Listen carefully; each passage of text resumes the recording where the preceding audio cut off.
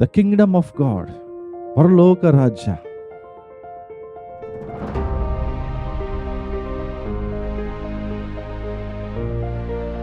ಯೇಸು ಸ್ವಾಮಿ 4 ಭೂಮಿಯ ಬಗ್ಗೆ ಮಾತನಾಡ್ತಾರೆ. ಕೆಲವು ಬೀಜ ಹೇಳ್ತಾರೆ ದಾರಿಯ ಮಗ್ಗಲಲ್ಲಿ ಬಿದ್ದವು, ಪಾತ್ವೆ. ಇನ್ನು ಕೆಲವು ಬೀಜ ಬಂಡೆ ಮೇಲೆ ಬಿದ್ದವು, ಇನ್ನು ಕೆಲವು ಬೀಜ ಮುಳ್ಳು ಗಿಡಗಳ ಮೇಲೆ ಬಿದ್ದವು, ಇನ್ನು ಕೆಲವು ಬೀಜ ಎಲ್ಲಿ ಬಿದ್ದವು? ಒಳ್ಳೆ ನೆಲದಲ್ಲಿ ಬಿದ್ದವು.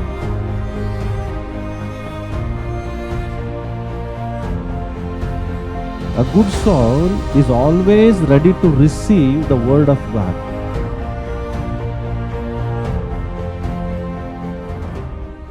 ಪರಲೋಕ ರಾಜ್ಯದ ಸಾಮ್ಯಗಳು ತೆಗೆಯೋಣ ಬೈಬಲ್. ಇವತ್ತಿನ ಸಂದೇಶ ನಾನು ಪರಲೋಕ ರಾಜ್ಯದ ಬಗ್ಗೆ ಮಾತನಾಡಲಿಕ್ಕೆ ಇಷ್ಟಪಡ್ತೇನೆ. ದ ಕಿಂಗ್ಡಮ್ ಆಫ್ ಗಾಡ್, ಪರಲೋಕ ರಾಜ್ಯ. ಪರಲೋಕ ರಾಜ್ಯ ಮತ್ತಾಯನ ಬರೆದ ಸುವಾರ್ತೆ 13ನೇ ಅಧ್ಯಾಯ ತೆಗೆದ್ರೆ ಹೆಡ್ಲೈನ್ಸ್ ಕೊಡ್ತದೆ ದೇವರು, ಪರಲೋಕ ರಾಜ್ಯದ ಸಾಮ್ಯಗಳು.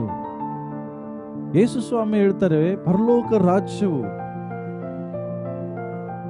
ಸಮೀಪವಾಗಿದೆ, ಅದು ನಿಮ್ಮ ಕೈಯಲ್ಲಿದೆ. ಹಾಗಾದ್ರೆ ಈ ಪರಲೋಕ ರಾಜ್ಯದ ಕುರಿತಾಗಿ ಯೇಸು ಕ್ರಿಸ್ತನ ಸಾಮ್ಯಗಳನ್ನ ಹೇಳುವಾಗ ಶಿಷ್ಯರಿಗೆ ಕನ್ಫ್ಯೂಷನ್ ಆಗ್ತದೆ. ಸ್ವಾಮಿ ಈ ಎಲ್ಲವೂ ಯಾಕೆ ಬರೀ ಸಾಮ್ಯ ರೂಪದಲ್ಲಿ ಯೇಸು ಸ್ವಾಮಿ ಹೇಳ್ತಾರೆ? 13ನೇ ಅಧ್ಯಾಯ 10ನೇ ವಚನದಿಂದ ಓದ್ರಿ. ಓಕೆ.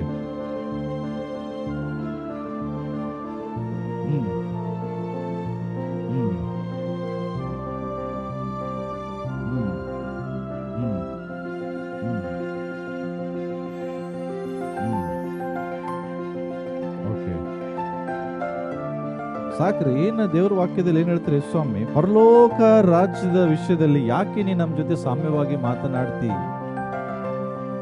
ಅಂತ ಹೇಳುವಾಗ, ಯಾಕೆಂದ್ರೆ ಅಲ್ಲಿರುವ ಜನರಿಗೆ ಯೇಸು ಕ್ರಿಸ್ತನ ಬೋಧನೆ ಇಷ್ಟ ಆಗ್ತಿರ್ಲಿಲ್ರಿ. ಯೇಸು ಹೇಳಿದ ಬೋಧನೆ ಪರಿಸಾರಿಗಳು, ಶಾಸ್ತ್ರಿಗಳು, ಅನೇಕ ಯೇಸು ಸ್ವಾಮಿ ನಂಬುದಂತವ್ರಿಗೆ ಇಷ್ಟ ಆಗ್ತಿರ್ಲಿಲ್ಲ. ಆಗ ಯೇಸು ಸ್ವಾಮಿ ಎಲ್ಲವನ್ನ ಸಾಮ್ಯ ರೂಪದಲ್ಲಿ ಮಾತನಾಡಲಿಕ್ಕೆ ಪ್ರಾರಂಭಿಸ್ತಾರೆ.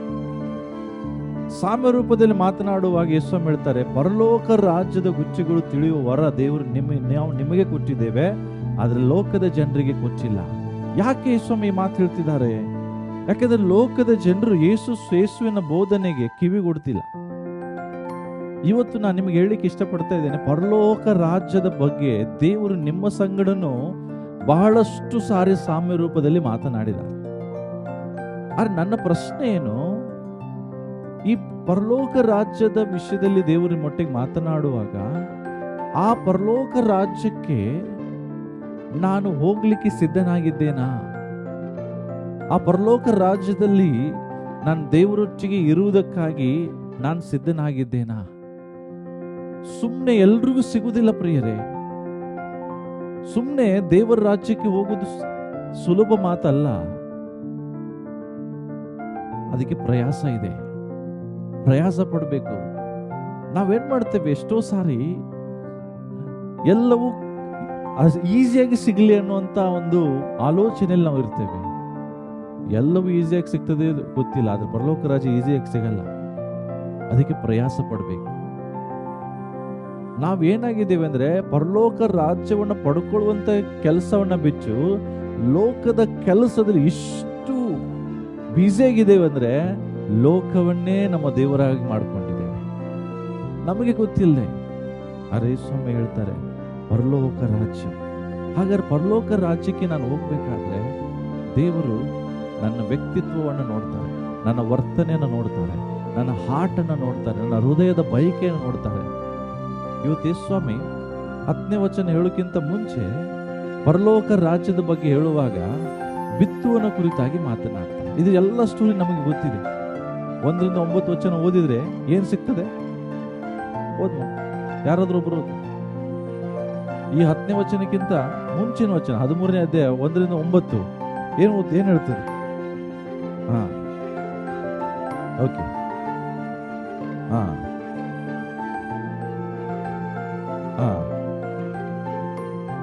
ಓಕೆ.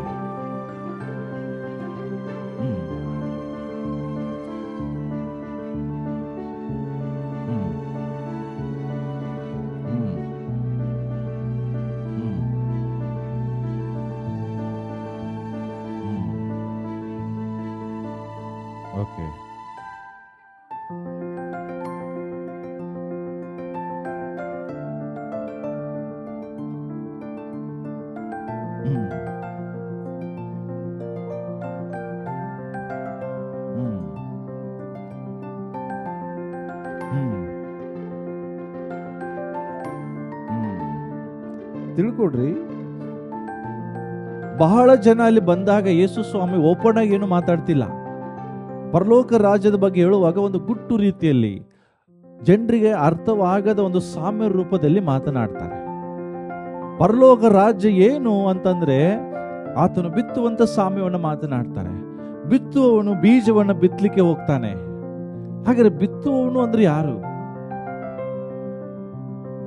ಬೀಜವನ್ನ ಬಿತ್ತುವವನು. ಓಕೆ, ಬೀಜ ಅಂದ್ರೆ ಏನು? ದೇವರ ವಾಕ್ಯ. ಬಿತ್ತುವರು ಯಾರಂದ್ರೆ ಯಾರು ಬೀಜವನ್ನು ಬಿತ್ತುತ್ತಾರೋ ಅವರೆಲ್ಲರೂ ದೇವರ ವಾಕ್ಯವನ್ನು ಹೇಳುವವರು. ಆದ್ರೆ ಸಮಸ್ಯೆ ಏನಾಗಿದೆ,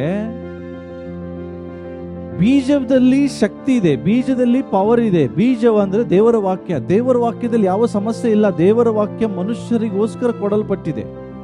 ಆದ್ರೆ ಈ ದೇವರ ರಾಜ್ಯ ಹೆಂಗಂತ ಹೇಳಿದ್ರೆ, ನಾವೆಲ್ಲರೂ ಇವತ್ತು ದೇವರ ಆಲಯಕ್ಕೆ ಬಂದಿದ್ದೇವೆ. ಈ ದೇವರ ಆಲಯಕ್ಕೆ ಬರುವಾಗ ಪ್ರತಿ ಶುಕ್ರವಾರ, ನಿಮಗೆ ಭಾನುವಾರ ರಾತ್ರಿ ಪ್ರಾರ್ಥನೆಯಲ್ಲಿ ವಾಕ್ಯಗಳನ್ನು ಬಿತ್ತುತ್ತಾರೆ. ಆದ್ರೆ ಪರಲೋಕ ರಾಜ್ಯಕ್ಕೆ ಹೋಗೋರು ಯಾರು ಅನ್ನೋದು ಜನರಿಗೆ ಗೊತ್ತಾಗ್ಬೇಕು. ಅದಕ್ಕಾಗಿ ಯೇಸು ಸ್ವಾಮಿ 4 ಭೂಮಿಯ ಬಗ್ಗೆ ಮಾತನಾಡ್ತಾರೆ. ಕೆಲವು ಬೀಜ ಹೇಳ್ತಾರೆ ದಾರಿಯ ಮಗ್ಗಲಲ್ಲಿ ಬಿದ್ದವು, ಪಾತ್ವೆ. ಇನ್ನು ಕೆಲವು ಬೀಜ ಬಂಡೆ ಮೇಲೆ ಬಿದ್ದವು. ಇನ್ನು ಕೆಲವು ಬೀಜ ಮುಳ್ಳು ಗಿಡಗಳ ಮೇಲೆ ಬಿದ್ದವು. ಇನ್ನು ಕೆಲವು ಬೀಜ ಎಲ್ಲಿ ಬಿದ್ದವು? ಒಳ್ಳೆ ನೆಲದಲ್ಲಿ ಬಿದ್ದವು. ಈಗ ಸೇಮ್ ಟೈಮ್ ಇದೇ ರೀತಿಯಾಗಿ ದೇವರ ವಾಕ್ಯದ ಬೀಜ ಬಿತ್ತುತ್ತಾ ಇದ್ದೇವೆ. ಆದ್ರೆ ನನಗೆ ಗೊತ್ತಿಲ್ಲ, ರೋಡ್ ಸೈಡ್ ಪಾತ್ವೆ ಅಂದ್ರೆ ದಾರಿಯ ಮಗ್ಗಲಲ್ಲಿ ಇರುವಂತ ಮಣ್ಣು ಯಾರು ಅಂತ ನನಗೆ ಗೊತ್ತಿಲ್ಲ. ದಾರಿಯ ಮಗ್ಗಲಲ್ಲಿ ಇರುವಂತ ಮಣ್ಣು ಅಂದ್ರೆ ಗಟ್ಟಿಯಾದ ಭೂಮಿ. ಹೌದಾ? ಗಟ್ಟಿ ಇರ್ತದ ಭೂಮಿ ಅದು? ದಾರಿಯ ಮಗ್ಗಲಲ್ಲಿರೋ ಭೂಮಿ ಏನ್ ಸಾಫ್ಟ್ ಇರ್ತದ? ಇಲ್ಲ, ಅದು ಗಟ್ಟಿಯಾಗಿರ್ತದ. ಅದ್ರ ಮೇಲೆ ಜನ ನಡೆದು ಏನಾಗಿದೆ? ಅದು ಗಟ್ಟಿ ಇದೆ. ಅದರ ಅರ್ಥ ಏನು? ಇಲ್ಲಿ ಇದ್ದಾರೆ ಹಾರ್ಡ್ ಅಂಡ್ ಹಾರ್ಟ್ಸ್. ಎಷ್ಟೇ ದೇವರ ವಾಕ್ಯವು ನಿಮಗೆ ಹೇಳಿದ್ರು ಕಠಿಣವಾದ ಹೃದಯವನ್ನು ಇಟ್ಕೊಂಡು ಕೂತಿರ್ತಾರೆ. ಇನ್ನೊಂದು ಕೆಲವು ಬೀಜ ಬಿತ್ತುತ್ತಾ ಇದ್ದಾವೆ. ದೇವರ ವಾಕ್ಯ ಅಂದ್ರೆ ದೇವರ ರಾಜ್ಯದ ಬಗ್ಗೆ ಹೇಳ್ತಾ ಇದ್ದೆ ನಾನು. ಪರಲೋಕ ರಾಜ್ಯಕ್ಕೆ ಹೋಗೋರು ಯಾರು? ಭಾನುವಾರ ಚರ್ಚಿಗೆ ಬರೋರಲ್ಲ. ನೀವು ಅನ್ಕೊಳ್ಬಹುದು ಭಾನುವಾರ ಒಂದು ದಿವಸ ಚರ್ಚಿಗೆ ಬಂದು ತಿಂಗಳಿಗೆ ಒಂದ್ಸತಿ ಕರ್ತನ ಮೇಜ್ ತಗೊಂಡ್ರೆ ಪರಲೋಕ ರಾಜ್ಯಕ್ಕೆ ಹೋಗ್ತೀನಿ ಅಂತ ನೀವು ತಿಳ್ಕೊಂಡ್ರೆ ಅದು ನಿಮ್ಮ ಮೂರ್ಖತ್ವ. ದೇವರ ವಾಕ್ಯದಲ್ಲಿ ಹೇಳ್ತದೆ, ಹಾಗಾದ್ರೆ ಪರಲೋಕ ರಾಜ್ಯಕ್ಕೆ ಯಾರು ಹೋಗ್ತಾರೆ? ಯಾರು ಹೋಗ್ತಾರೆ? ದಾರಿಯ ಮಗ್ಗಲಲ್ಲಿ ಅವರ ಇರಲ್ಲ. ಅಲ್ಲ, ಬಂಡೆ ಮೇಲಿರುವ ನೆಲವೂ ಅಲ್ಲ. ಬಂಡೆ ಅಂತ ಹೇಳಿದ್ರೆ ಅದಕ್ಕೆ ಆಳ ಇಲ್ಲ. ಶಾಲೋ ಹಾರ್ಟ್, ಕಠಿಣವಾದಂತ ಭೂಮಿ ಆದ್ಮೇಲೆ ಇನ್ನೊಂದು ಬಂಡೆ ಮೇಲಿರುವಂತ ಮಣ್ಣು. ಮಣ್ಣೇನೋ ಇದೆ, ಆದ್ರೆ ಈ ಮಣ್ಣಿನ ಒಳಗಡೆ ಬಂಡೆ ಇದೆ, ಬೇರು ಹೋಗ್ಲಿಕ್ಕೆ ಏನೂ ಇಲ್ಲ, ಅಲ್ಲಿ ಅವಕಾಶ ಇಲ್ಲ. ಮೂರನೇದಿದೆ ಮುಳ್ಳು ಗಿಡಗಳ ಮೇಲೆ ಬೀಳ್ತದೆ. ಥಾರ್ನಿ ಹಾರ್ಟ್. ಇಟ್ ಮೀನ್ಸ್ ವಾಟ್ ಅಂದ್ರೆ ಥಾರ್ನಿ ಸಾಯಿಲ್ ಅಂತ ಹೇಳಿದ್ರೆ ಮಣ್ಣೇನೋ ಇದೆ ಕೆಳಗಡೆ, ಅದ್ರ ಮೇಲೆ ಬರ್ಲಿಕ್ಕೆ ಜಾಗ ಇಲ್ಲ. ಅದ್ರ ಬಗ್ಗೆ ವಿವರಣೆ ಕೊಡ್ತೇನೆ. ಆದ್ರೆ ಇನ್ನು ಕೆಲವು ಬೀಜ ಬೀಳ್ತದೆ ಒಳ್ಳೆ ನೆಲದ ಮೇಲೆ. ದೇವರಿಗೆ ಬೇಕಾದಂತ ಹೃದಯ. ಈ ಹೃದಯದಿಂದ ಯಾರು ಇಲ್ಲಿ ಕೂತಿರ್ತಾರೋ ಅವರದೇ ಪರಲೋಕ ರಾಜ್ಯ. ಅಂತವರೇ ಪರಲೋಕ ರಾಜ್ಯಕ್ಕೆ ಯಾವುದೇ ಡಿಸ್ಟರ್ಬೆನ್ಸ್ ಇಲ್ಲದೆ, ತಡೆಗಳಿಲ್ಲದೆ ನೇರವಾಗಿ ಪ್ರವೇಶಿಸ್ತಾರೆ. ಆದ್ರೆ ಇವತ್ತು ಪರಲೋಕ ರಾಜ್ಯದ ಬಗ್ಗೆ ನಾವು ಮಾತನಾಡ್ತೇವೆ, ಆದ್ರೆ ನಾನು ಆ ಪರಲೋಕ ರಾಜ್ಯಕ್ಕೆ ಹೋಗ್ಲಿಕ್ಕೆ ನನ್ನ ಹಾರ್ಟ್ ರೆಡಿ ಇದೆಯಾ, ನಾನು ಸಿದ್ಧನಾಗಿದ್ದೇನೆ ಅನ್ನುವಂಥ ಪ್ರಶ್ನೆ ನಾವು ಮಾಡೋದಿಲ್ಲ. ಅರ್ಥ ಆಗ್ತದ ಹೇಳಿದ್ದು?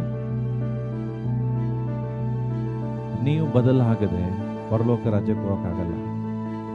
ಪಕ್ಕದವರಿಗೆ ಹೇಳ್ರಿ. ಓಕೆ, ಸೊ ಹಾಗಾದ್ರೆ ಈ ಹಾರ್ಡ್ ಸಾಯಿಲ್ ಅಂದ್ರೆ ಏನು? ಹಾರ್ಡ್ ಸಾಯಿಲ್, ಯೇಸು ಸ್ವಾಮಿ ಶಿಷ್ಯರೊಟ್ಟಿಗೆ, ಎಲ್ಲಾ ಜನರೊಟ್ಟಿಗೆ ಸಾಮ್ಯವಾಗಿ ಮಾತಾಡಿದ್ರು. ಶಿಷ್ಯರು ಕೇಳಿದ್ರು, ಅರ್ಥಾದೆ ಸ್ವಾಮಿ, ನೀನ್ ಯಾಕೆ ಸಾಮ್ಯವಾಗಿ ಮಾತಾಡ್ತಿ? ಯಾರಿಗೆ ಅರ್ಥ ಆಗ್ತದೆ? ಯೇಸು ಸ್ವಾಮಿ ಶಿಷ್ಯರ ಜೊತೆಗೆ ಸಾಮ್ಯವಾಗಿ ಮಾತಾಡ್ಲಿಕ್ಕೆ ಇಷ್ಟಪಡ್ತಿಲ್ಲ. ಅಲ್ಲಿ ಯಾರಿದ್ರು? ಎಲ್ಲಾ ಜನರು ಗುಂಪು ಬಂದಿತ್ತಲ್ಲಿ. ಆ ಜನರು ಯೇಸುವಿನ ಉಪದೇಶ ಕೇಳಕ್ ಬರೋರಲ್ಲ, ಯೇಸುವಿನಲ್ಲಿ ತಪ್ಪು ಹುಡ್ಕೋಕೆ ಬರೋರು. ಯೇಸು ನಮಗೆ ಮಾರ್ಗದರ್ಶನ ಮಾಡ್ತಾರೆ, ಏನಾದ್ರೂ ಯೇಸುವಿಂದ ಪಡ್ಕೊಳ್ಬೇಕನ್ನೋದಕ್ಕೆ ಬಂದಿಲ್ಲ. ಯೇಸುವಿನಲ್ಲಿ ತಪ್ಪು ಕಂಡು ಹಿಡಲಿಕ್ಕೆ ಬಂದವರು, ಪರೀಕ್ಷೆ ಮಾಡಲಿಕ್ಕೆ ಬಂದವರು. ಅದಕ್ಕಾಗಿ ಯೇಸು ಸ್ವಾಮಿ ಅವರೊಟ್ಟಿಗೆ ಓಪನ್ ಆಗಿ ಏನು ಮಾತಾಡ್ತಿರ್ಲಿಲ್ಲ, ಅದರಲ್ಲಿ ವಿಶೇಷವಾಗಿ ಪರಲೋಕದ ಬಗ್ಗೆ. ಆದ್ರೆ ಇವತ್ತು ಆ ಪರಲೋಕದ ರಾಜ್ಯದ ಬಗ್ಗೆ ನಿಮ್ಮ ಜೊತೆಗೆ ದೇವರು ವಿವರವಾಗಿ ಮಾತನಾಡಲಿಕ್ಕೆ ಇಷ್ಟಪಡ್ತಾರೆ. ಅದ್ರ ಸಮಸ್ಯೆಯನ್ನು ವಿವರವಾಗಿ ಮಾತನಾಡಿದ ನಂತರವೂ ನಾವು ಬದಲಾಗಬೇಕು. ಬದಲಾಗದಿದ್ರೆ ಪರಲೋಕ ರಾಜ್ಯಕ್ಕೆ ಹೋಗ್ಲಿಕ್ಕೆ ಆಗಲ್ಲ. ಹಾಗಾದ್ರೆ ಪರಲೋಕ ರಾಜ್ಯಕ್ಕೆ ಯಾರು ಹೋಗ್ತಾರೆ ಸ್ವಾಮಿ ಅಂತ ಶಿಷ್ಯರು ಎಲ್ಲರೂ ಅವ್ರ ಜೊತೆಗೆ ಕೇಳುವಾಗ ಯೇಸು ಸ್ವಾಮಿ ಅವರೊಟ್ಟಿಗೆ ವಿವರವಾಗಿ ಮಾತನಾಡಲಿಕ್ಕೆ ಹೋಗ್ತಾರೆ. ಯಾರೊಟ್ಟಿಗೆ? ಶಿಷ್ಯರೊಟ್ಟಿಗೆ. 18ನೇ ವಚನದಿಂದ 10ರಿಂದ 17 ವಚನ ವಿವರಣೆ ಕೊಡ್ತಾರೆ. ಯಾಕೆ ಇವ್ರ ಜೊತೆಗೆ ನಾನು ಮಾತಾಡೋದಿಲ್ಲ? ಯಾಕಂದ್ರೆ ಅವ್ರು ಕಣ್ಣಿದ್ರು ನೋಡೋರಲ್ಲ, ಕಿವಿದ್ರು ಕೇಳೋರಲ್ಲ, ಅವ್ರ ಹೃದಯ ಸರಿ ಇಲ್ಲ. ಅದಕ್ಕಾಗಿ ಅವರೊಟ್ಟಿಗೆ ನಾನು ಪರಲೋಕದ ಬಗ್ಗೆ ಸರಿಯಾಗಿ ಓಪನ್ ಆಗಿ ಮಾತಾಡೋದಿಲ್ಲ. ಆದ್ರೆ ನಿಮ್ಮೊಟ್ಟಿಗೆ ನಾನು ಮಾತನಾಡ್ತೇನೆ. ಇವತ್ತು ದೇವರು ನಿಮ್ಮೊಟ್ಟಿಗೆ ಮಾತನಾಡ್ತಿದ್ದಾರೆ ಪರಲೋಕದ ಬಗ್ಗೆ, ಪರಲೋಕ ರಾಜ್ಯದ ಬಗ್ಗೆ. ಆಗ ಯೇಸು ಸ್ವಾಮಿ ಹೇಳ್ತಾರೆ 18ನೇ ವಚನಕ್ಕೆ ಬರೋದಾದ್ರೆ, ಈಗ ಅದ್ರ ಅರ್ಥ ಏನು ಗೊತ್ತಾ ಮಗನೇ ಅಂತ ಹೇಳ್ತಾರೆ. ನೋಡ್ರಿ, ಹೋದ್ರಿ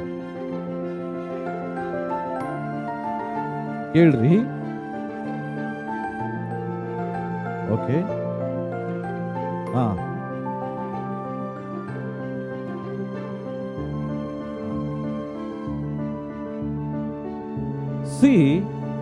ಯೇಸು ಸ್ವಾಮಿ ಹೇಳ್ತಾರೆ, ಬೀಜವನ್ನು ಬಿತ್ತಿದ ನಂತರ ಇಮ್ಮಿಡಿಯೇಟ್ ಆಗಿ ಆ ಬೀಜವನ್ನು ಕೇಳಿ ತಿಳ್ಕೊಳ್ಳದೆ ಇರುವಲ್ಲಿ ಸೈತಾನನು ಬಂದು ಆ ಮನುಷ್ಯನ ಮನಸ್ಸಿನಲ್ಲಿ ಬಿತ್ತಿದ ವಾಕ್ಯವೆಂಬ ಬೀಜವನ್ನ ಕದ್ಕೊಳ್ತಾನೆ. ಇವರೇ ದಾರಿಯ ಮಗ್ಗಲಲ್ಲಿ ಬಿದ್ದಂತ ಬೀಜ. ಅರ್ಥ ಏನಂದ್ರೆ, ಯೇಸು ಹೇಳ್ತಿದ್ದಾರೆ, ವಾಕ್ಯವನ್ನ ಕೇಳಿಸ್ಕೊಳಕ್ ಏನು ಪ್ರಾಬ್ಲಮ್ ಇಲ್ಲ ಇವರಿಗೆ. ಇಲ್ಲಿ ಬಹಳಷ್ಟು ಜನ ಬಂದಿದ್ರಲ್ಲ, ವಾಕ್ಯವನ್ನ ಕೇಳಿಸ್ಕೊಳಕ್ ಯಾರಿಗೆ ಪ್ರಾಬ್ಲಮ್ ಇಲ್ಲ, ಎಲ್ಲರೂ ವಾಕ್ಯವನ್ನ ಕೇಳ್ತಾರೆ. ಕೆಲವು ಸಾರಿ ವಾಕ್ಯವನ್ನ ಕೇಳ್ಕೊಂಡು ಎಂಜಾಯ್ ಮಾಡ್ತಾರೆ. ಬರೀ ವಾಕ್ಯವನ್ನು ಕೇಳೋ ಅಷ್ಟೇ ಅಲ್ಲ, ಆ ವಾಕ್ಯವನ್ನು ತಿಳ್ಕೊಳ್ತಾ, ಅಂದ್ರೆ ಅದ್ರ ಬಗ್ಗೆ ಎಂಜಾಯ್ ಮಾಡಿ ಎಂಥ ವಾಕ್ಯ ಹೇಳಿದ್ರು. ಅಂದ್ರೆ ದೇವರ ವಾಕ್ಯ ಗೊತ್ತಿಲ್ದವ್ರಂತ ಅಲ್ಲ, ಗೊತ್ತಿದೆ ಇವರಿಗೆ. ಆದ್ರೆ ದೇವರ ವಾಕ್ಯ ಗೊತ್ತಾದ ನಂತರ ಏನ್ ಮಾಡ್ತಾರೆ ಅಂದ್ರೆ, ಇಮ್ಮಿಡಿಯೇಟ್ ಆಗಿ ಸೈತಾನ್ ಬರ್ತಾನೆ. ಎದಕ್ಕೆ ಗೊತ್ತಾ? ದೇವರ ವಾಕ್ಯವನ್ನು ತಗೊಂಡ ನಂತರ ಸೈತಾನ್ ಬಂದು ಒಂದು ಸಜೆಷನ್ ಕೊಡ್ತಾನೆ. ಸಜೆಷನ್ ಕೊಡ್ಲಿಕ್ಕೆ ಬರ್ತಾನೆ. ಏನ್ ಗೊತ್ತಾ? ಇದು ನಿನಗಲ್ಲ, ಇವತ್ತು ಹೇಳಿದ್ದು ನಿಂಗೆ ಸಂಬಂಧ ಪಡೋದಿಲ್ಲ, ನೀನ್ ಸರಿ ಇದಿ, ಇದು ಪಕ್ಕದವರಿಗೆ, ನೀನ್ ಇದನ್ನ ಒಳಗೆ ತಗೋಬೇಡ, ನೀನ್ ಇದ್ರ ಬಗ್ಗೆ ಟೆನ್ಷನ್ ಮಾಡಬೇಡ, ಇದು ನಿನಗಲ್ಲ. ಅವಾಗ ನಾವೇನ್ ಮಾಡ್ತೇವೆ? ಹಾ ಪಾಸ್ಟ್ರಿ, ನನಗೇನು ಅಲ್ಲ, ನಾ ಸರಿ ಇವೆ, ನನ್ನ ಬಗ್ಗೆ ಮಾತನಾಡ್ತಿಲ್ಲ ಎಂಬುದಾಗಿ ನಮ್ಮ ಬಗ್ಗೆ ನಾವೇನ್ ಮಾಡ್ಕೋತೇವೆ. ಇದು ಏನಂದ್ರೆ ಕಠಿಣವಾದ ಹಾರ್ಟ್. ವಾಕ್ಯಕ್ಕೆ ಮೆಲ್ಟ್ ಆಗಲ್ಲ ಜನ. ತಿಳ್ಕೊಳ್ರಿ, ನೀವೇ ನಿಮ್ಮ ಹಾರ್ಟ್ ಅನ್ನು ಪರೀಕ್ಷೆ ಮಾಡ್ಕೊಳ್ರಿ. ನಿಮಗೆ ಪವಿತ್ರಾತ್ಮನು ನಿಜವಾಗಿ ನಿಮ್ಮ ಜೊತೆಯಲ್ಲಿ ಕಾರ್ಯ ಮಾಡ್ತಿದ್ರೆ ನಿಮ್ಗೆ ಗೊತ್ತಾಗ್ತದೆ ನೀನ್ ಮಾಡೋ ತಪ್ಪು ಅಂತ, ನೀನ್ ಮಾಡೋದು ಪಾಪ ಅಂತ ನಿಂಗೆ ಗೊತ್ತಿರ್ತದ, ನೀನ್ ಮಾಡೋದು ಸರಿಯಲ್ಲ ಅಂತ ನಿಂಗೆ ಗೊತ್ತಿರ್ತದ, ಕನ್ವಿಕ್ಷನ್ ಆಗ್ತಿರ್ತದ. ಆಗ ದೇವರ ವಾಕ್ಯದಿಂದ ಹೇಳುವಾಗ ನೀನೇನ್ ಮಾಡ್ತೀಯ? ಬದಲಾಗ್ತೀಯ? ನೋ, ಅದೇನ್ ಮಾಡ್ತೀಯ? ಅಷ್ಟೇ ಕಠಿಣ ಹಿಡ್ಕೊಂಡು ನನಗಲ್ಲ, ನಾನು ಸರಿವೆ. Hard and heart. ಸತ್ಯ ಗೊತ್ತಿದೆ. ಹೆರೋದ ಬೈಬಲ್ ಅಲ್ಲಿ ಸ್ನಾನಿಕನಾದ ಯೋಹಾನನ ವಾಕ್ಯವನ್ನು ಕೇಳಲಿಕ್ಕೆ ಬಹಳ ಸಂತೋಷ ಪಡ್ತಿದ್ದಂತೆ. ಯಾರು? ಹೆರೋದ. ನೀವು ನೋಡ್ರಿ, ಯೋಹಾನ್ ಬರೆದ ಸುವಾರ್ತೆ ಓದ್ರಿ, ಹೆರೋದನ ಬಗ್ಗೆ ನೀವು ಓದುವಾಗ ಹಿ ಎಂಜಾಯ್ಡ್, ಅವನು ಬಹಳ ಎಂಜಾಯ್ ಮಾಡ್ತಿದ್ದ. ವಿಶೇಷವಾಗಿ 6ನೇ ಅಧ್ಯಾಯ, ಮಾರ್ಕ ಬರೆದ ಸುವಾರ್ತೆ 6ನೇ ಅಧ್ಯಾಯದಲ್ಲಿ ನೀವು ಓದ್ರಿ, 20ನೇ ವಚನದಲ್ಲಿ ಸ್ನಾನಿಕನಾದ ಯೋಹಾನನು ಮಾಡುವ ಉಪದೇಶವನ್ನು ಕೇಳುವುದರಲ್ಲಿ ಅವನು ಆಸಕ್ತನಾಗಿದ್ದನು ಅಂತ ಬರ್ತದೆ. ಮತ್ತೆ ಅವನಿಗೆ ಮರು ಪ್ರಶ್ನೆ ಮಾಡುವಷ್ಟು ಧೈರ್ಯ ಹೆರೋದನಿಗಿರಲಿಲ್ಲ. ಅಂತ ಹೆರೋದನೇ ಅದೇ ಯೋಹಾನನ ಕತ್ತನ್ನ ಏನ್ ಮಾಡ್ತಾನೆ? ಕಟ್ ಮಾಡಿಸ್ತಾನೆ. ಯಾಕೆ?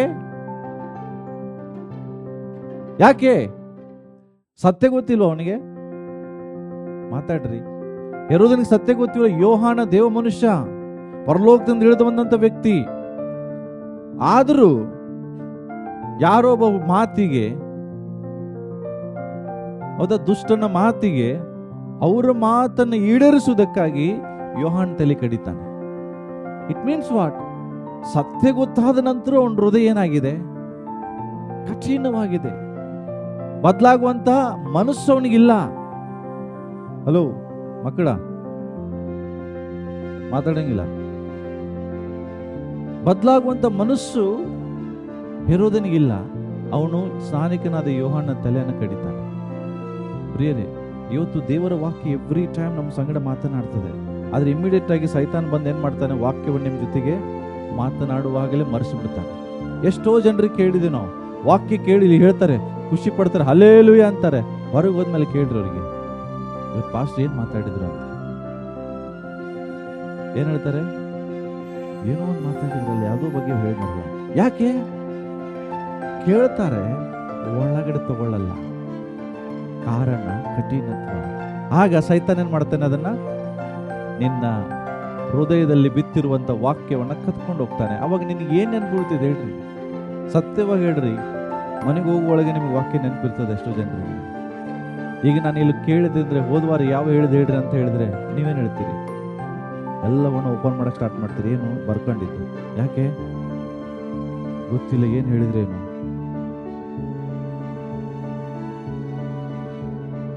ಒಂದು ವೇಳೆ ವಾಕ್ಯವು ನಿನ್ನ ಒಳಗಡೆ ನೀನು ಸ್ವೀಕರಿಸಿದ್ರೆ ನೀನು ಬದಲಾಗುವುದಿಲ್ಲ. ನೀನು ಬದಲಾಗದಿದ್ದರೆ ದೇವರ ರಾಜ್ಯಕ್ಕೆ ಪ್ರವೇಶ ಇಲ್ಲ. ವಾಕ್ಯವು ನಿನ್ನನ್ನು ಬದಲಾಯಿಸುವುದಕ್ಕಾಗೇ ಬರ್ತದೆ. ಪ್ರಿಯರೇ, ನಾನು ಹೇಳೋದು ಒಂದೇ, ಎವ್ರಿ ಟೈಮ್ ನೀವು ಡಿಸಿಷನ್ ಮಾಡುವಾಗ ಯಾರನ್ನ ಸಜೆಷನ್ ಕೇಳ್ತಾ ಇದ್ದೀರಿ? ದೇವರ ವಾಕ್ಯನನ್ನ, ಸೈತಾನನ್ನ? ಎಷ್ಟೋ ಸಾರಿ ಗೊತ್ತಿಲ್ಲ ಸೈತಾನ್ ಮಾತು ಕೇಳಿ ನಿರ್ಧಾರಗಳನ್ನು ಮಾಡ್ತೀರಿ. ಇವರೇ ಯಾರು? ದಾರಿಯ ಮಗ್ಗಲಲ್ಲಿ ಬಿದ್ದಂತ ಬೀಜ. ಅರ್ಥ ಆಗ್ತದೆ? ನಾನು ಹೇಳೋದು ಹೋಗ್ತಾ ಇದೆ ಒಳಗೆ? ಇಲ್ಲೇ ಇದ್ದೀರಾ? ಪರಲೋಕ ರಾಜ್ಯಕ್ಕೆ ಯಾರು ಹೋಗ್ತಾರೆ? ದಾರಿ ಮಗ್ಗಲಲ್ಲಿ ಬಿದ್ದವ್ರಾ? ದಾರಿ ಮಗ್ಗಲಲ್ಲಿ ಬಿದ್ದವ್ರಾ? ಪಕ್ಕದವ್ರಿಗೆ ಹೇಳ್ರಿ, ದಾರಿಯ ಮಗ್ಗಲಲ್ಲಿ ಬಿದ್ದ ಮಣ್ಣಾಗಬೇಡ. ಕಠಿಣವಾದ ಹೃದಯನಿಟ್ಟುಕೊಳ್ಬೇಡ. ಇವರು ದಾರಿಯ ಮಗ್ಗಲಲ್ಲಿ ಬಿದ್ದಂಥವ್ರು. ಇನ್ನೊಬ್ರು ಇದ್ದಾರೆ. ಯಾರು? ಈಗ ನೋಡ್ರಿ. ಓಕೆ, ಇದು ಬೇಡ, ನನ್ನ ಕಡೆ ಸಮಯ ಇಲ್ಲ ಹೇಳಲಿಕ್ಕೆ, ಎಲ್ಲ ಹೇಳ್ತಕೊಂಡಿರ್ಲಿಕ್ಕೆ. ನಾನು ನೆಕ್ಸ್ಟ್ ಹೋಗ್ತೇನೆ. ನೆಕ್ಸ್ಟ್ ಯಾರು?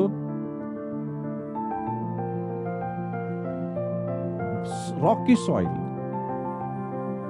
KGF ರಾಕಿ ಅಲ್ಲ. ಓಕೆ, ಮತ್ತೆಲ್ಲ ಹೋಗ್ಬೇಡ್ರಿ. ರಾಕಿ ಅಂದ್ರೆ ಬಂಡೆ. ಓಕೆ, ಅಂದ್ರೆ ಏನ್ ಗೊತ್ತಾ? ಇವರಲ್ಲಿ ಏನಿಲ್ಲ, ಆಳವಾಗಿ ಹೋಗ್ಲಿಕ್ಕೆ ಸ್ಥಳ ಇಲ್ಲ. ದೇವರ ವಾಕ್ಯ ಕೇಳ್ತಾರೆ, ಏನ್ ಹೇಳಿದ್ರು ಗೊತ್ತಿದೆ, ಮರ್ತಿಲ್ಲ. ಪಾಸ್ಟರ್ ಇವತ್ತು ನೆಲದ ಬಗ್ಗೆ ಹೇಳಿದ್ರಂತೆ ಗೊತ್ತಿದೆ, ಬಟ್ ಯಾವ ನೆಲದ ಬಗ್ಗೆ ಹೇಳಿದ್ರು ಕೇಳ್ರಿ, ಅದು ಗೊತ್ತಿಲ್ಲ. ಆಳವಾಗಿ ಗೊತ್ತಿಲ್ಲ, ಬಟ್ ನೆಲದ ಬಗ್ಗೆ ಗೊತ್ತಿದೆ. ಹೋದ್ರಿ ಯೋಚನೆ. ಈಗ ಯೇಸು ಸ್ವಾಮಿ ಇವ್ರಿಗೆ ಇನ್ನೊಂದು ವಾಕ್ಯವನ್ನು ಹೇಳ್ತಾರೆ. ಏನ್ ಹೇಳ್ತಾರೆ ನೋಡೋಣ. ಒಬ್ಬನು ವಾಕ್ಯವನ್ನು ಕೇಳಿದ ಕೂಡಲೇ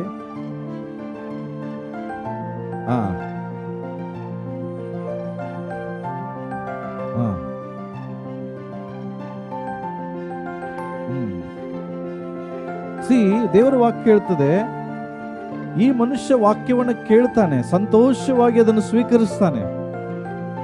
ಬರೀ ಸಂತೋಷವಾಗಿ ಸ್ವೀಕರಿಸುವುದಿಲ್ಲ, ಇವತ್ತಿಂದ ವಾಕ್ಯದ ಪ್ರಕಾರ ನಾನು ನಡೀತೀನಿ ಅಂತ ಹೇಳ್ತಾನೆ. ನಾನು ಬದಲಾಗ್ಬೇಕಂತ ಹೇಳ್ತಾನೆ. ಮನೆಗೆ ಹೋದ ಮೇಲೂ ನಿರ್ಧಾರ ಮಾಡ್ತಾನೆ, ಇವತ್ತು ಪಾಸ್ಟರ್ ಭಾಳ ನನ್ನ ಬಗ್ಗೆ ಮಾತಾಡಿದ್ದಾರೆ, ನಾನು ದೇವ್ರ ನನ್ನ ಜೊತೆಗೆ ಮಾತಾಡಿದರೆ ಇವತ್ತು ನಾನು ಚೇಂಜ್ ಆಗೇ ಆಗ್ತೇನೆ ಅಂತ ಅವರೇ ಮಾತಾಡ್ಕೊಳ್ತಾರೆ, ಡಿಸಿಷನ್ ತಗೊಳ್ತಾರೆ. ಇಲ್ಲಿಂದ ಹೋಗು ಮಟ್ಟ ಚೆನ್ನಾಗಿರ್ತಾರೆ.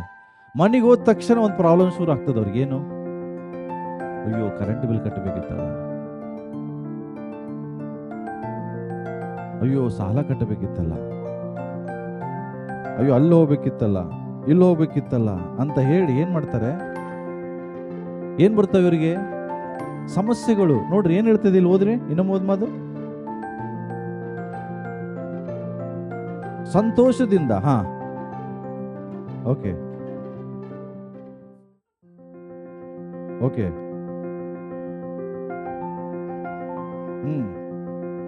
ಅಂದ್ರೆ ಏನ್ ಗೊತ್ತಾ, ಎಡವಿ ಬೀಳ್ತಾನೆ. ಯಾಕೆ ಎಡವಿ ಬೀಳ್ತಾನೆ? ಯಾವ್ದಾದ್ರೂ ಒಂದು ಮರ ಗಾಳಿ ಬೀಸ್ ತಕ್ಷಣ ಬಿತ್ತಂದ್ರೆ ಆ ಅರ್ಥ ಏನು? ಅದಕ್ಕೇನಿಲ್ಲ, ಮರ ಮೇಲೆ ಬೆಳೆದಿದೆ, ಅದ್ರ ಒಳಗಡೆ ಏನಿಲ್ಲ, ಅದಕ್ಕೆ ರೂಟ್ಸ್ ಇಲ್ಲ. ದೇರ್ ಇಸ್ ನೋ ರೂಟ್ಸ್, ಒಳಗಡೆ ಬೇರಿಲ್ಲ. ಹಾಗಾಗಿ ಸಮಸ್ಯೆ ಎಂಬ ಅಲೆಗಳು ಬರುವಾಗ ಟಪಕ್ಕನೆ ಬೀಳುದು.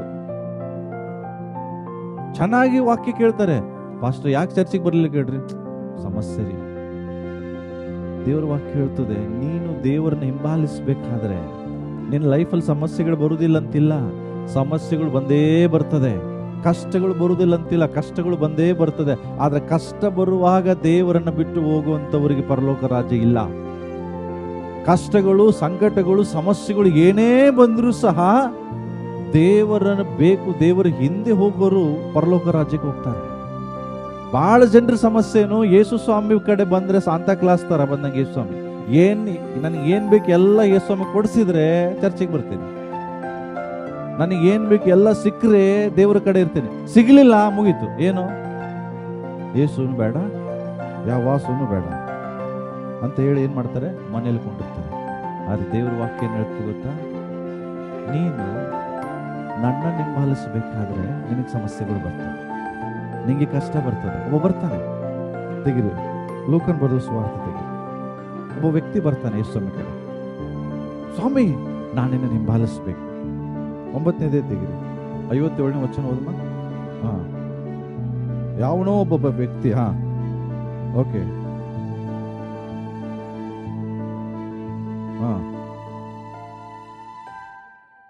ಓಕೆ,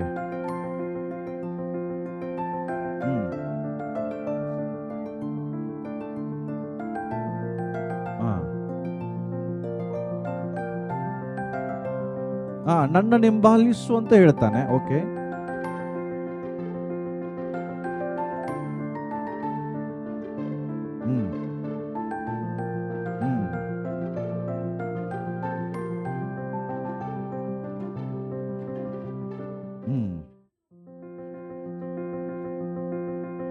ದೇವರ ವಾಕ್ಯದಲ್ಲಿ ಪರಲೋಕ ರಾಜ್ಯಕ್ಕೆ ಎಂಟ್ರಿ ಯಾರು ಕೊಡ್ತಾರೆ ಸ್ವಾಮಿ ಅಂದ್ರೆ, ಬಂಡೆ ನೆಲದ ಮೇಲೆ ಅವರಲ್ಲ.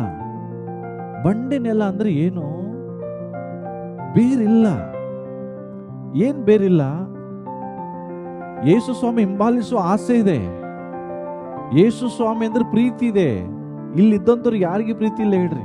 ಎಲ್ರಿಗೂ ಯೇಸು ಬಗ್ಗೆ ಪ್ರೀತಿ ಇದೆ, ಎಲ್ರಿಗೂ ಯೇಸು ಸ್ವಾಮಿ ಬೇಕು, ಎಲ್ರಿಗೂ ಯೇಸು ಸ್ವಾಮಿಯ ವಾಕ್ಯಗಳು ಬೇಕು, ಎಲ್ಲ ರೈಟ್ ಸರಿ ಇದೆ. ಆದರೆ ಸ್ವಲ್ಪ ಪ್ರಾಬ್ಲಮ್ ಬರುವಾಗ, ಸ್ವಲ್ಪ ಸಮಸ್ಯೆಗಳು ಬರುವಾಗ ಯೇಸುಸ್ವಾಮಿ ಹೇಳ್ತಾರೆ, ನೀ ನನ್ನ ಹಿಂದೆ ಬಂದ್ರೆ ನಿಂಗೆ ಹಣ ಸಿಗ್ತದೆ ಹೇಳಿದ್ರ? ನನ್ನ ಹಿಂದೆ ಬಂದ್ರೆ ನಿನಗೆ ಆಸ್ತಿ ಸಿಗ್ತದೆ ಹೇಳಿದ್ರ? ನನ್ನ ಹಿಂದೆ ಬಂದ್ರೆ ನನ್ನ ಹತ್ರ ಬಹಳಷ್ಟು ಏನು ಐಶ್ವರ್ಯ ಇದೆ, ಅದನ್ನ ಕೊಡ್ತೀನಂದ್ರ? ಯಾವ ವ್ಯಕ್ತಿ ನಾನು ನಿನ್ನ ಜೊತೆಗೆ ಬರ್ತೀನಿ ಅಂತ ಹೇಳಿದ್ನೋ, ಆ ಹೇಳಿದಂತ ವ್ಯಕ್ತಿಗೆ ಒಂದು ಮಾತು ಯೇಸುಸ್ವಾಮಿ ಹೇಳ್ತಾರೆ ಗೊತ್ತಾ? ಹದ್ದುಗಳಿಗೆ ಗೂಡಿದೆ. ಏನಿದೆ ಅಂತೆ? ಹದ್ದುಗಳಿಗೆ ರೆಸ್ಟ್ ಮಾಡ್ಲಿಕ್ಕೆ ಗೂಡಿದೆ. ಆಮೇಲೆ ನರಿಗಳಿಗೆ ಏನಿದೆ? ಗುದ್ದುಗಳಿವೆ.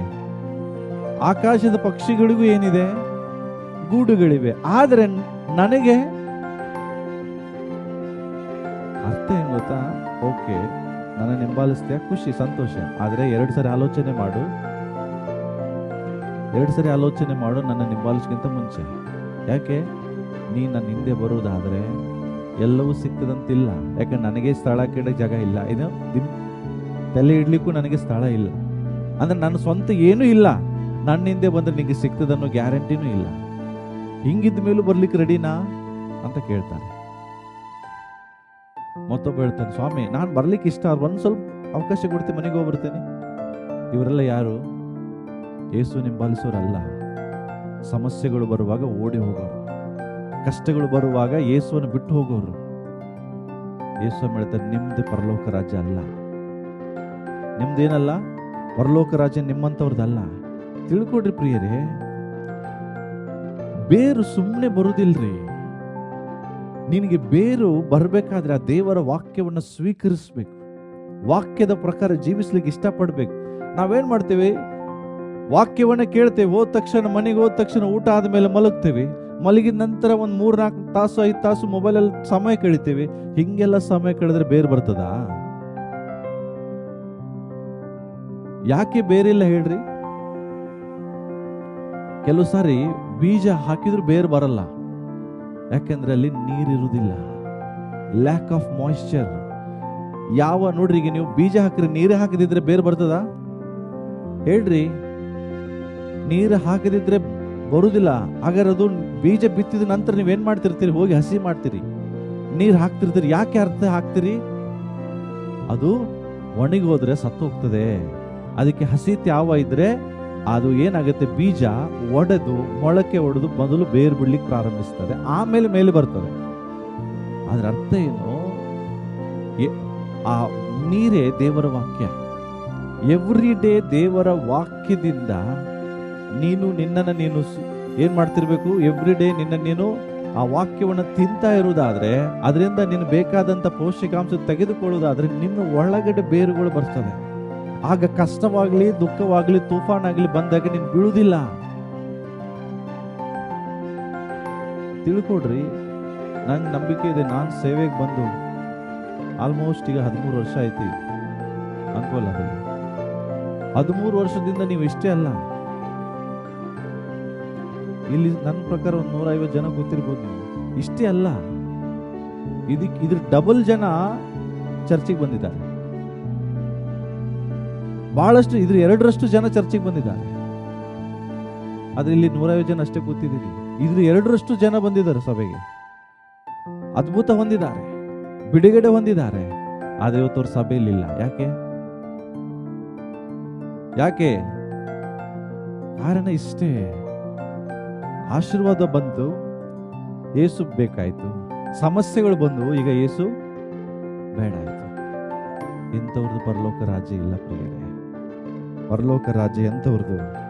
ಏನೇ ಪರಿಸ್ಥಿತಿಗಳು ಬಂದರೂ ದೇವರಿಗಾಗಿ ಜೀವಿಸೋರು, ದೇವರಿಂದ ಓಡೋಗೋರು, ಇವರು ದೇವರಿಗೆ ಬೇಕು. ಇವರೇ ಯಾರಂದ್ರೆ ಬಂಡೆ ನೆಲ ಮೇಲೆ ಬಿದ್ದಂತ ಬೀಜವಾಗಿದ್ದಾರೆ. ಓಕೆ. 3ನೇದು, ಮುಳ್ಳು ಗಿಡಗಳ ಮೇಲೆ ಬೆಳೆದಿರುವಂತ ಬೀಜ. ಕೆಳಗಡೆ ಏನು ಸಮಸ್ಯೆ ಇಲ್ಲ ಇದಕ್ಕೆ. ಎಲ್ಲಿ ಸಮಸ್ಯೆ ಇಲ್ಲ? ಕೆಳಗಡೆ ಏನು ಸಮಸ್ಯೆ ಇಲ್ಲ ಅಂದ್ರೇನು? ಇವ್ರ ಕುಟುಂಬದಲ್ಲಿ ವಿರೋಧಗಳು, ಹೋರಾಟಗಳೇನಿಲ್ಲ, ಆದ್ರೆ ಇವ್ರು ಬೇರೆ ಇದೆ. ಓಕೆ. ಸೊ ಇವ್ರು ಯಾರು? ನಾವು ಈಗ ಓದಿಕೊಳ್ಳೋಣ. 22ನೇ ವಚನ ಓದ್ಮ. 13:22 ಬೋರ್ಡಲ್ಲಿ ಇದೆ, ಬೇಕಾದ್ರೆ ಓದ್ಬೋದು.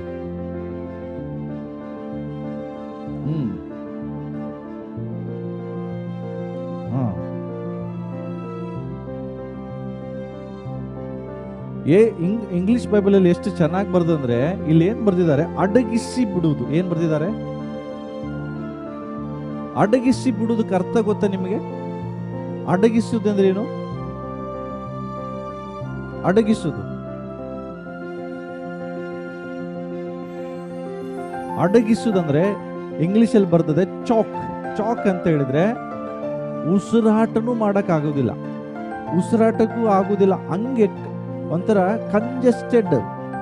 ಅರ್ಥ ಆಗ್ತದೆ ನಿಮಗೆ? ಉಸಿರಾಡ್ಲಿಕ್ಕೂ ಕಷ್ಟ ಆಗ್ತದೆ. ಉಸಿರುಗಟ್ಟಿದ ವಾತಾವರಣ ಅಂದ್ರೆ ಏನು? ದೇವರ ವಾಕ್ಯಕ್ಕೆ ಉಸಿರುಗಟ್ಟಿಸುವುದು. ನಿಮ್ಮ ಒಳಗಡೆ ಬೀಜ ಬಿತ್ತಿದೆ, ದೇವರ ವಾಕ್ಯವನ್ನ ಕೇಳಿದ್ರಿ, ಎಲ್ಲರೂ ಕೇಳಿದ್ರಿ, ಕೇಳಿದ ತಕ್ಷಣ ಸಂತೋಷ ಪಟ್ರಿ, ಮನೆಗೆ ಹೋದ್ಮೇಲೆ ಹೇಳ್ತಾ ಇದ್ರಿ, ಇವತ್ತು ದೇವರು ನನ್ನ ಸಂಗಡ ಮಾತನಾಡಿದ್ದಾನೆ, ನಾವಿವತ್ತು ಬದಲಾಗಬೇಕು ಅಂತ ನಿರ್ಧಾರ ಮಾಡ್ತೀರಿ. ಇನ್ನು ಮುಂದೆ ಈ ತಪ್ಪು ನಾನು ಮಾಡಬಾರ್ದಂತ ಅನ್ಕೊಳ್ತೀರಿ.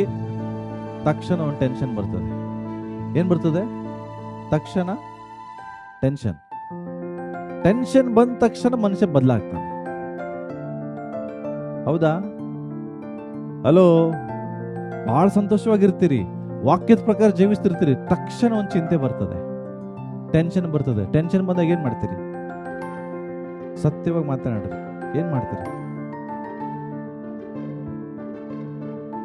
ಟೆನ್ಷನ್ ಬಂದ ತಕ್ಷಣ ಏನ್ ಮಾಡ್ತೀರಿ? 3 ವಿಷಯದಲ್ಲಿ ಈ ವಾಕ್ಯ ಅಡಗಿಸ್ಬಿಡ್ತದೆ. ಈ ವಾಕ್ಯ ಅಡಗಿಸಲಿಕ್ಕೆ ಕಾರಣ ಏನ್ ಗೊತ್ತಾ? 3 ಸಂಗತಿಗಳು. 1ನೇದು ಏನ್ ಹೇಳ್ರಿ?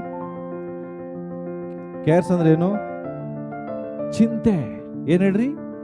ಇಲ್ಲಿ ಬರ್ತದೆ ನೋಡ್ರಿ, ಪ್ರಪಂಚದ ಚಿಂತೆ. ಏನಂತೆ? ಪ್ರಪಂಚ ಚಿಂತೆ ಅಂದ್ರೆ ಮೋದಿ ಏನ್ ಮಾಡ್ತಿದ್ದಾನೆ, ಟ್ರಂಪ್ ಏನ್ ಮಾಡ್ತಾ, ಆ ಚಿಂತೆ ಅಲ್ಲ. ಅದ್ರ ಬಗ್ಗೆ ಎಲ್ಲ ಹೇಳ್ತಿರೋದು ನಾನು.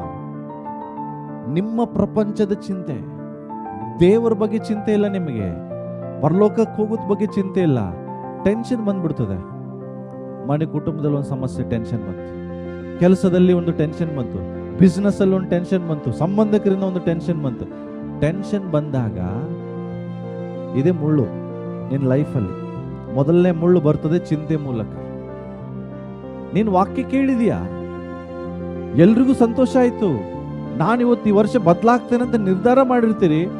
ಮನೆಗೆ ಹೋಗೋ ಒಳಗಡೆ ಒಂದು ಚಿಂತೆ ಬರ್ತದೆ, ಒಂದು ಟೆನ್ಷನ್ ಬರ್ತದೆ. ಟೆನ್ಷನ್ ಬಂದಾಗ ತಪ್ಪೆ ಹೆಜ್ಜೆ ಇಟ್ಬಿಡ್ತೀರಿ. ಅರ್ಥ ಏನು? ಪರಲೋಕ ರಾಜ್ಯಕ್ಕೆ ಹೋಗ್ಲಿಕ್ಕೆ ರೆಡಿ ಇರ್ತೀರಿ, ಇನ್ನೇನ್ ಪರಲೋಕ ರಾಜ್ಯಕ್ಕೆ ಹೋಗ್ತಾನೆ ಇರ್ತೀರಿ. ಮಧ್ಯದಲ್ಲಿ ಸೈತಾನ ಒಂದು ಮುಳ್ಳು ತಗೊಂಡ್ಬರ್ತಾನೆ. ಏನಂದ್ರೆ ಚಿಂತೆ, ಕುಟುಂಬದ ಚಿಂತೆ, ಸಂಬಂಧದ ಚಿಂತೆ, ಓಕೆ, ಭಯ, ಆತಂಕ, ಇವೆಲ್ಲವೂ ನಿಮ್ಮ ಜೀವಿತದಲ್ಲಿ ಬರ್ತದೆ. ಬಂದಾಗ ಏನ್ ಮಾಡ್ತೀರಂದ್ರೆ ದೇವರ ವಾಕ್ಯಕ್ಕೆ ವಿರೋಧವಾಗಿ ನಡ್ಕೊಳ್ಳಿಕ್ಕೆ ಪ್ರಾರಂಭಿಸ್ತಾರೆ. ಪ್ರಿಯರೇ, ಒಂದ್ ತಿಳ್ಕೊಡ್ರಿ, ಯಾವ ಮನುಷ್ಯನಿಗೂ ಚಿಂತೆ ಇಲ್ಲ ಹೇಳ್ರಿ. ಎಲ್ಲ ಇಡೀ ಜಗತ್ತಿನಲ್ಲಿ ಎಲ್ಲ ಕಡೆ ಚಿಂತೆಗಳಿದೆ. ಆದ್ರೆ ಚಿಂತೆ ಬಂದಾಗ ಮನುಷ್ಯ ಏನ್ ಮಾಡ್ತಾನೆ, ಅವನು ಲೋಕದಲ್ಲಿ ಬ್ಯುಸಿ ಆಗ್ತಾನೆ. ನೋಡ್ರಿ, ಚೆನ್ನಾಗಿ ಹೋಗ್ತಿರ್ತೀರಿ, ಸಡನ್ ಆಗಿ ಒಂದು ಟೆನ್ಷನ್ ಬರ್ತದೆ, ಚಿಂತೆ ಬರ್ತದೆ, ಏನಾದ್ರೂ ಒಂದು ಲೋಕದ ಚಿಂತೆ, ಕುಟುಂಬದ ಚಿಂತೆ ಬರುವಾಗ ಅವನು ಏನ್ ಮಾಡ್ತಾನೆ, ಓಡಾಡ್ಲಿಕ್ಕೆ ಪ್ರಾರಂಭಿಸ್ತಾನೆ. ಚಿಂತೆ ಬರುವಂತ ವ್ಯಕ್ತಿ ಸುಮ್ಮನೆ ಕೂತ್ಕೊಳ್ಳೋದಿಲ್ಲ, ಅವನೇನ್ ಮಾಡ್ತಾನೆ, ಅಲ್ಲಿ ಹೋಗ್ತಾನೆ, ಇಲ್ಲಿ ಹೋಗ್ತಾನೆ, ಅವ್ರ ಜೊತೆ ಮಾತಾಡ್ತಾನೆ, ಇವ್ರ ಜೊತೆ ಮಾತಾಡ್ತಾನೆ, ಫೋನಲ್ಲಿ ಇರ್ತಾನೆ, ಅಥವಾ ಏನಾದ್ರೂ ಒಂದು ಕೆಟ್ಟ ಕೆಲಸ ಮಾಡಕ್ ಹೋಗ್ತಾನೆ. ಯಾಕೆ? ಚಿಂತೆ. ದೇವರ ವಾಕ್ಯ ಹೇಳ್ತದೆ, ನೀನು ಮುಳ್ಳು ಗಿಡಗಳ ಬೆಳೆಯಲ್ಲಿ ಬೆಳೆದಿರೋ ಮಣ್ಣಾಗಿದ್ದೀಯಾ. ಅರ್ಥ ಏನು? ನಿನಗೆ ಬೆಳಿಲಿಕ್ಕೆ ಮನಸ್ಸಿದೆ, ಆದ್ರೆ ಚಿಂತೆ ಬರುವಾಗ ಆ ಚಿಂತೆನ ಒಳಗಡೆ ತಗೊಳ್ತಿದೀಯಾ, ಟೆನ್ಷನ್ ಅನ್ನ ಒಳಗಡೆ ತಗೊಳ್ತಿದೀಯಾ. ಈಗ ನಿನಗೆ ಎಲ್ಲರ ಕಡೆ ಹೋಗ್ಲಿಕ್ಕೆ ಸಮಯ ಇದೆ, ದೇವರ ಕಡೆ ಹೋಗಕ್ಕೆ ಸಮಯ ಇಲ್ಲ. ಯಾಕೆ ಚರ್ಚಿಗೆ ಬರ್ರಿ? ಪಾಸ್ಟರ್ ಟೆನ್ಷನ್ ರೀ. ನಿಮಗೇನು ಟೆನ್ಷನ್ ಇಲ್ಲ, ನಮಗೆ 108 ಟೆನ್ಷನ್ನು. ನಿಮಗಿರುದೇ ಒಂದು ಕೆಲಸ, ಹಂಗೆ ಹೇಳಿದಿರ್ತಾನೆ ಲೋಹಿತ್ ನನಗೆ, ನಿಮಗಿರುವುದು ಒಂದು ಕೆಲಸ, ಚರ್ಚಲ್ಲಿ ಇರುವುದು, ನಮಗೆ 108 ಕೆಲಸ.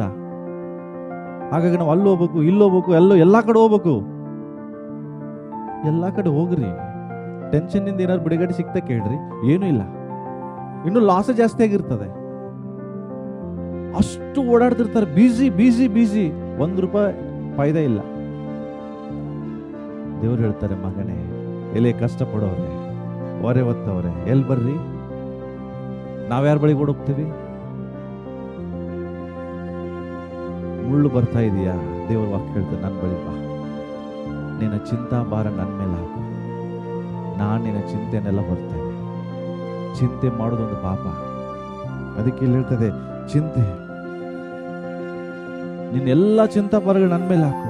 ಲೂಕ 21:34, cast all your cares upon me. ನೀನೆಲ್ಲಾ ಚಿಂತಾ ಭಾರಗಳು ನನ್ನ ಮೇಲೆ ಹಾಕು, ನಾನು ಅದನ್ನು ಹೊತ್ಕೊಂಡು ಸಾಕ್ತೇನೆ. ಅದರ ಅರ್ಥ ಏನು ಗೊತ್ತಾ?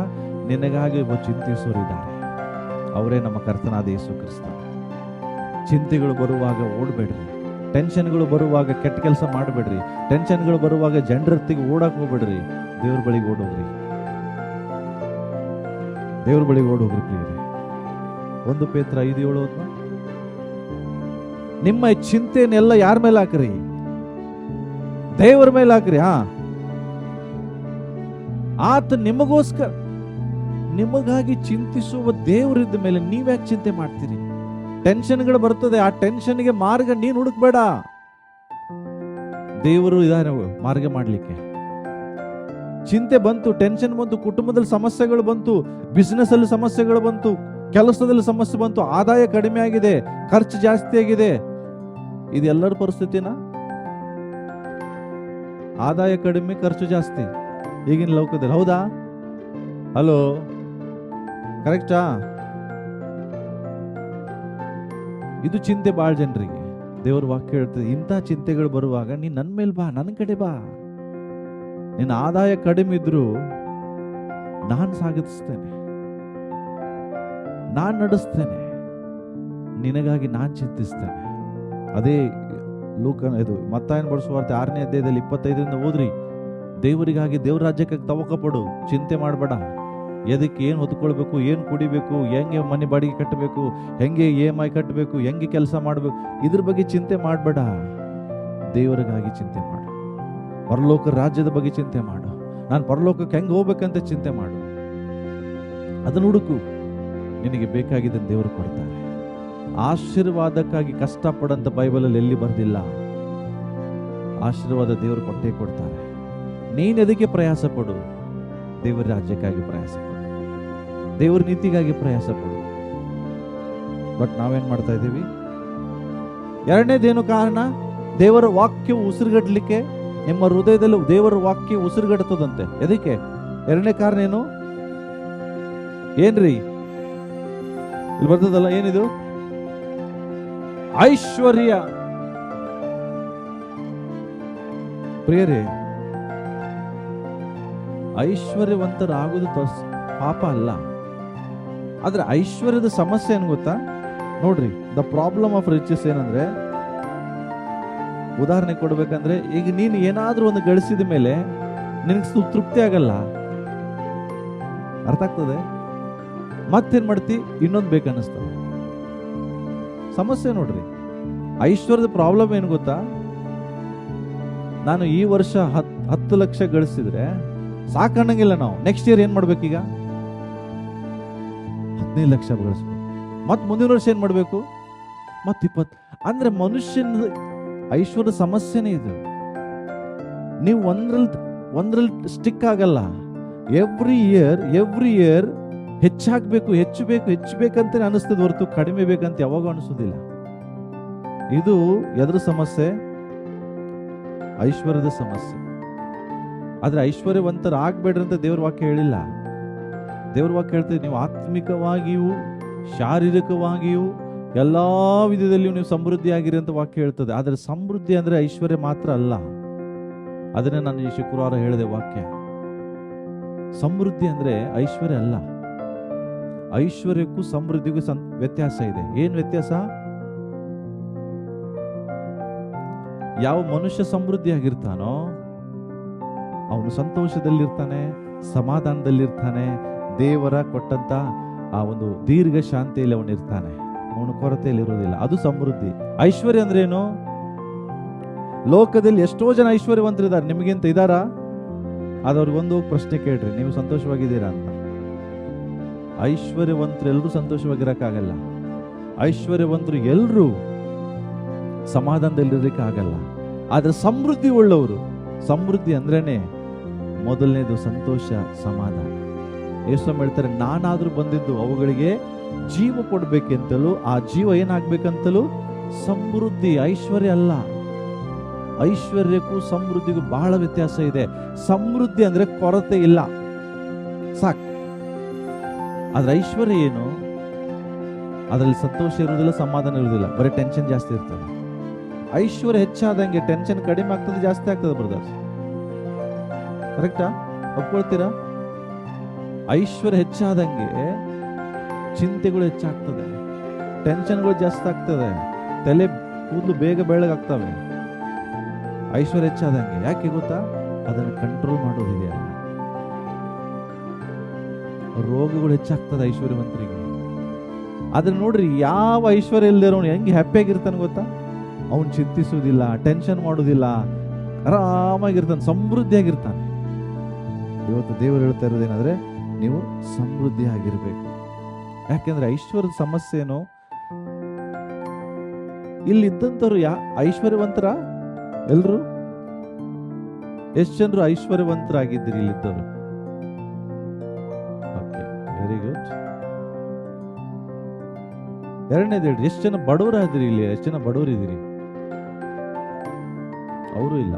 ಓಕೆ, ಮಧ್ಯಮ ವರ್ಗದವ್ರು ಎಷ್ಟು ಜನ ಇದ್ದೀರಿ?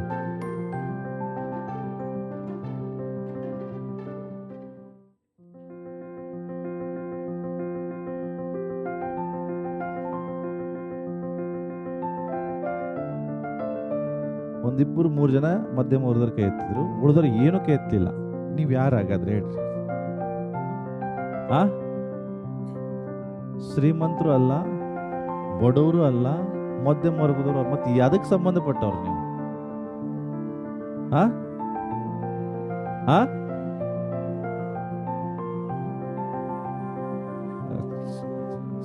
ಓ, ಅದರಲ್ಲಿ ಬಡತನದಲ್ಲಿ ಇನ್ನೊಂದಿದೆ. Okay okay.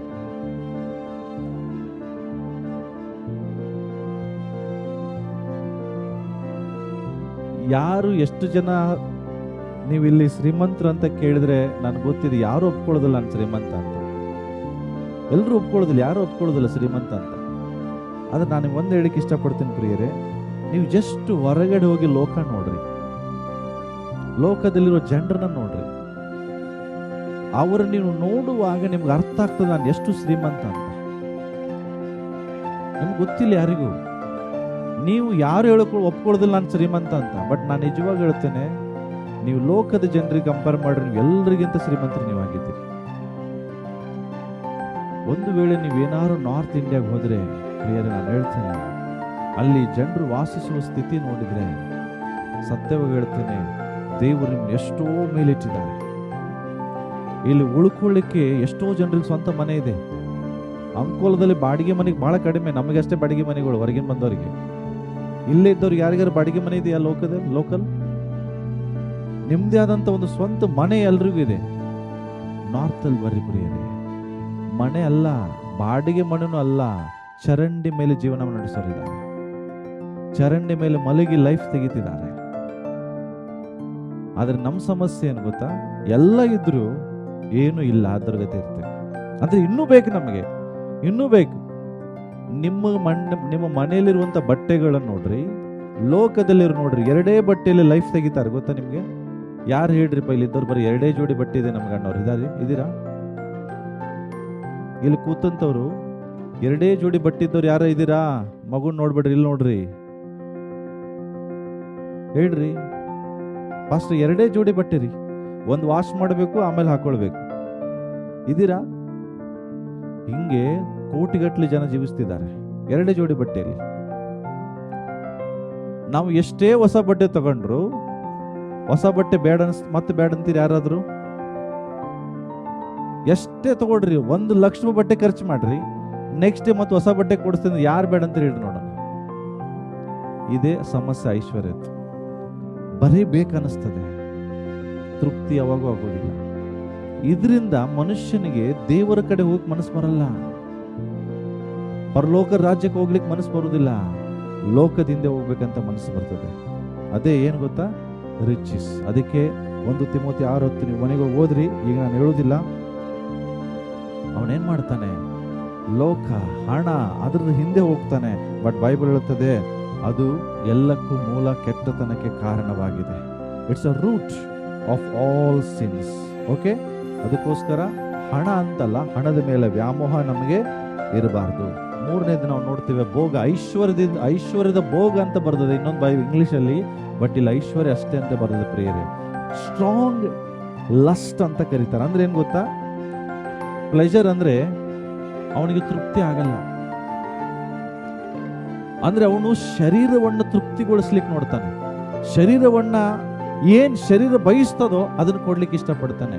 ಇದು ನಿಮ್ಮ ಹತ್ರ ಇದ್ರೆ ನೀವು ಎಲ್ಲೇ ಇರೋದ್ರಂದ್ರೆ ಮುಳ್ಳು ಗಿಡಗಳ ಮೇಲೆ ಬೆಳೆದಿರುವಂತ ನೀವು ಗಿಡವಾಗಿರ್ತೀರಿ.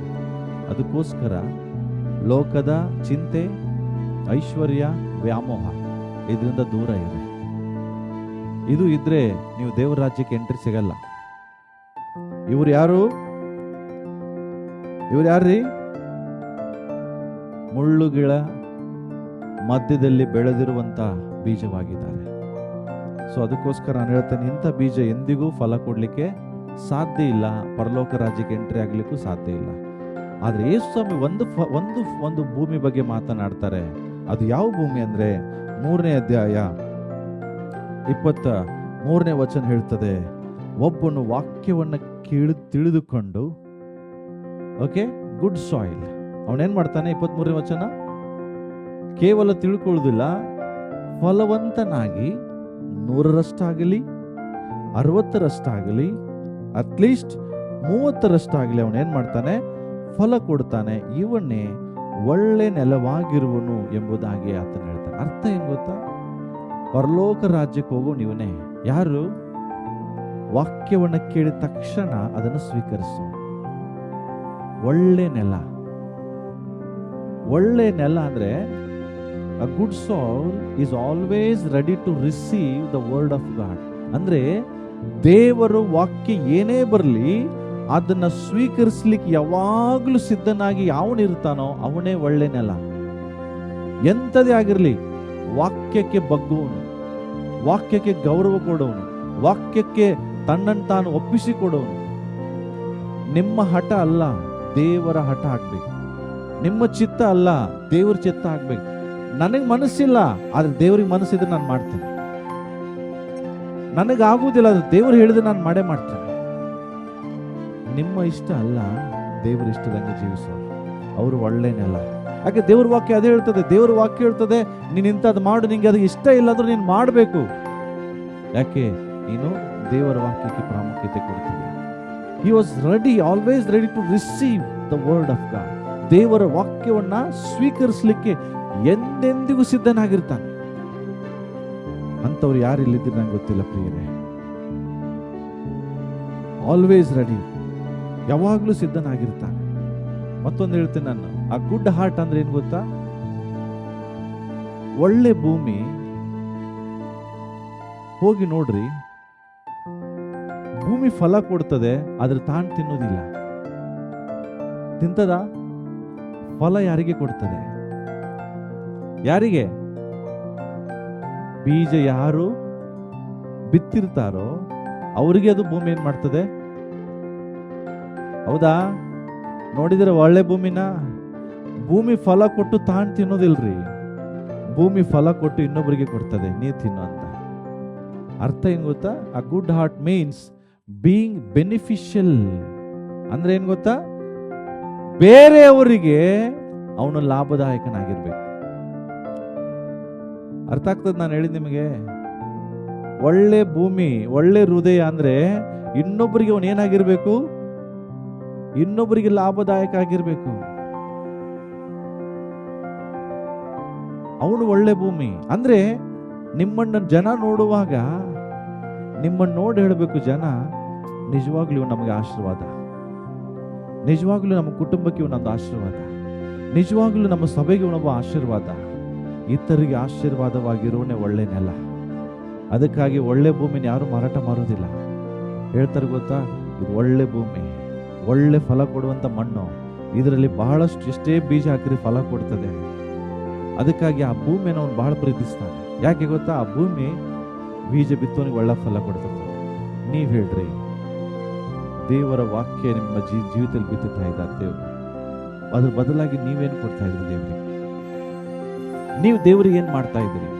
ಒಳ್ಳೆ ಭೂಮಿ, ಗುಡ್ ಹಾರ್ಟ್, ಒಳ್ಳೆ ಭೂಮಿ. ಲೂಕನ್ ಬರೆದ ಸುವಾರ್ತೆ ತೆಗಿರಿ, 6ನೇ ಅಧ್ಯಾಯ ತೆಗಿರಿ, ಬೇಗ ನಾನು ಮುಗಿಸ್ತೇನೆ. 45ನೇ ವಚನ ಓದಮ್ಮ.